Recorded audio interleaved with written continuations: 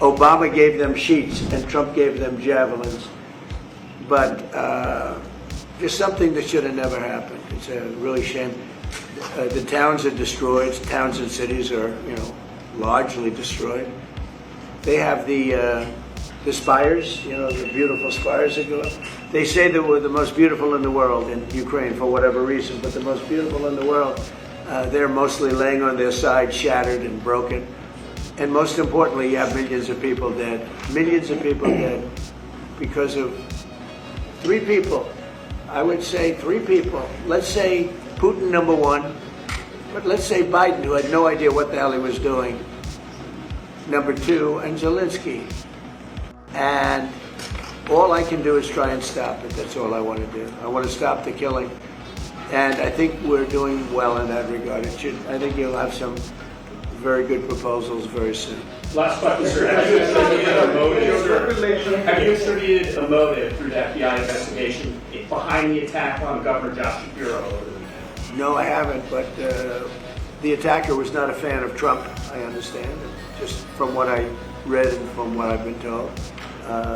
The attacker basically wasn't a fan of anybody. It's probably just a whack job. And certainly a thing like that cannot be allowed to happen. Good relation with President Bukele, the best guarantee that this time you won't terminate the temporary... I have a great relationship with this man. I have the best relationship with him. We've known each other.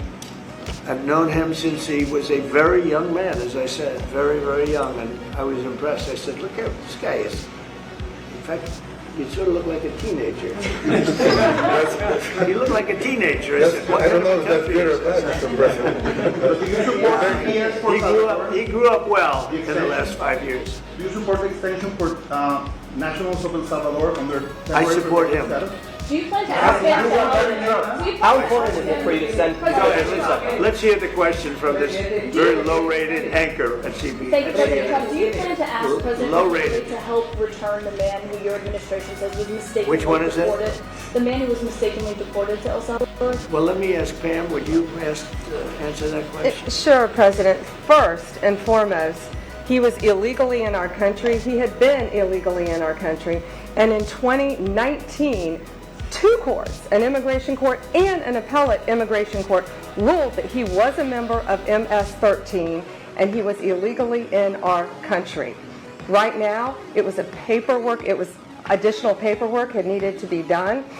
That's up to El Salvador if they want to return him. That's not up to us. The Supreme Court ruled, President, that if, as El Salvador wants to return him, this is international matters, foreign affairs, if they wanted to return him, we would facilitate it, meaning provide a plane.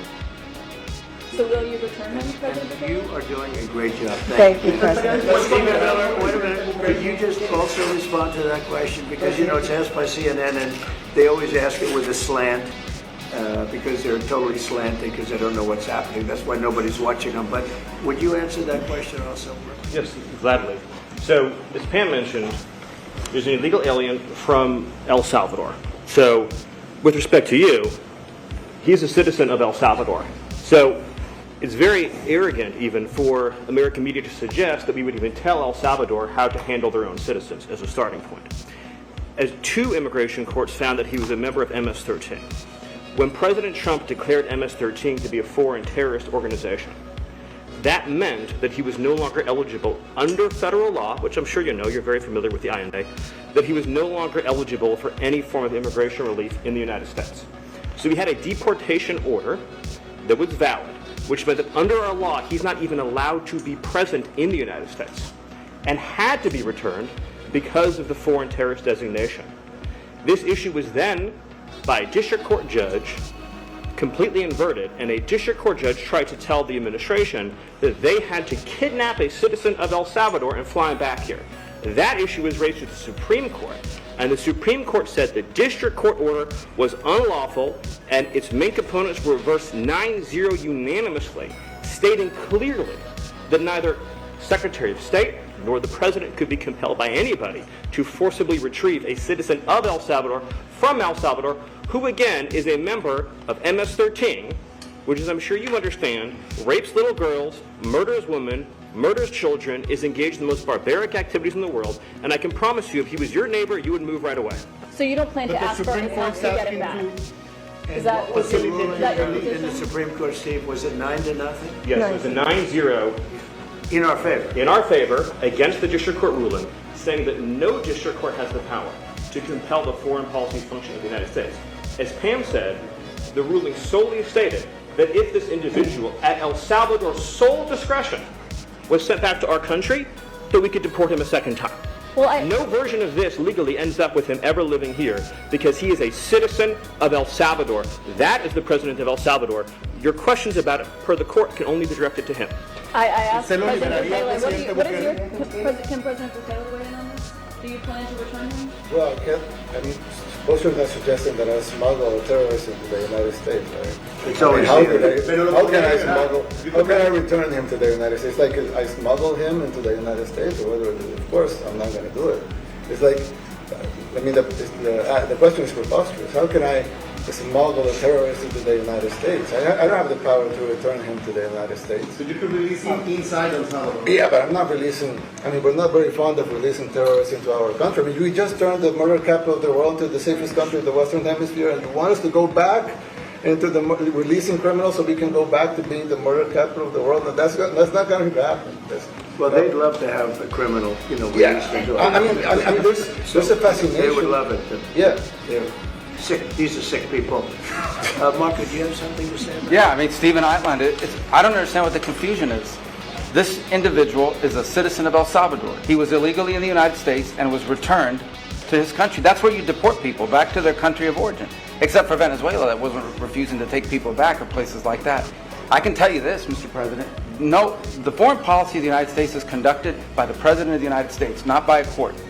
And no court in the United States has a right to conduct the foreign policy of the United States. It's that simple. End of story.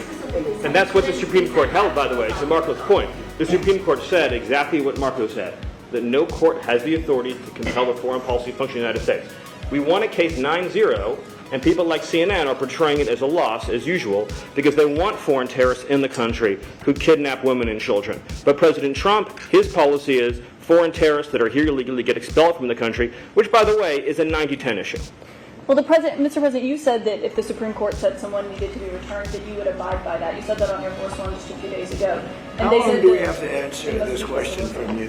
Why don't you just say, isn't it wonderful that we're keeping criminals out of our country? Why can't you just say that? Well, it's illegal. Why do you So I just go wanted to get some over and clarity on over, it. and that's why nobody watches you anymore. You have no credibility. Please, go ahead. President Trump, thank you so much. How many illegal criminals are you planning on exporting to El Salvador? And President Bukele, how many are you willing to take from the U.S.? As many as possible. And I just asked the president, it's this massive complex that he built, jail complex. I said, can you build some more of them, please? As many as we can get out of our country that were allowed in here by incompetent Joe Biden through open borders. Open borders.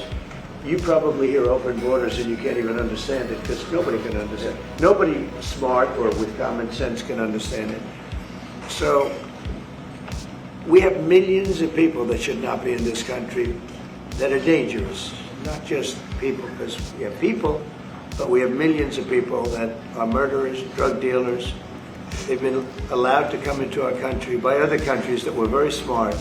When they heard this very low IQ president, and by the way, I took my cognitive exam as part of my physical exam, and I got the highest mark, and one of the doctors said, "Sir, I've never seen anybody get that kind of, that was the highest mark."